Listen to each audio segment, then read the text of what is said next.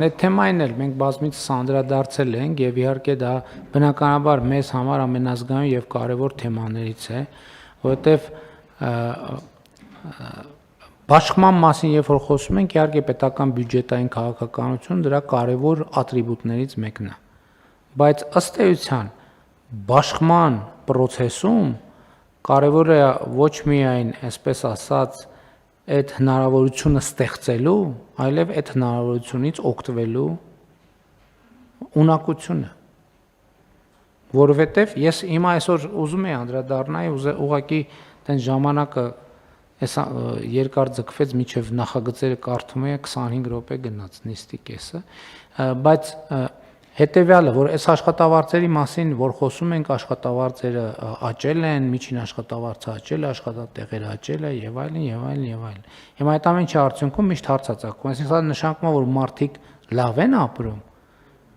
Միանշանակ, այո, մարդիկ լավ են ապրում, բայց որ մարդիկ են լավ ապրում։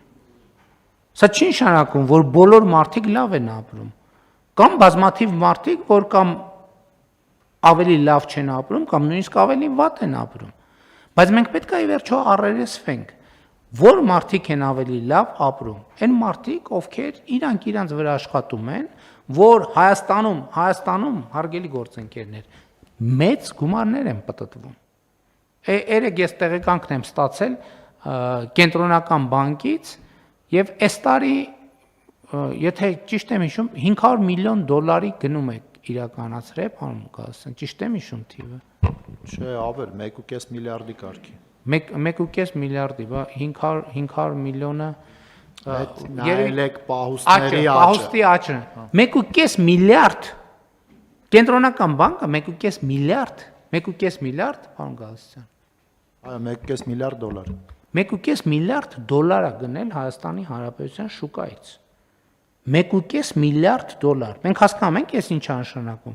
Այդ նշանակում է այդ 1.5 միլիարդ դոլարը մտել է Հայաստան, հայտնվել է շուկայում, եւ կենտրոնական բանկը տեսել է ավելցուկ եւ այդ 1.5 միլիարդը գնել է, այսինքն այս 1.5 միլիարդը դարել է դրամ եւ վերադարձել է շուկա։ Հիմա բացի այն սովորական, որ գիտենք, Հայաստանում պլյուս 1.5 միլիարդ դոլար է պտտվում։ Պետքա մարդկանց մեջ զարգացնել կարողությունը այս 1.5 միլիարդ դոլարից իրենց բաժինը վերցնել։ Բազմաթիվ տնտեսվարողներ իրենց բաժինը վերցնում են, իրենց կրթության շնորհիվ։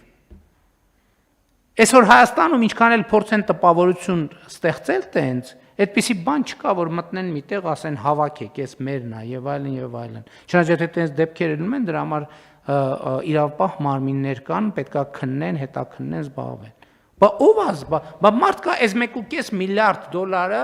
այս հենց դեմով անցնում է, իր կյանքում ոչ մի բան չի փոխվում։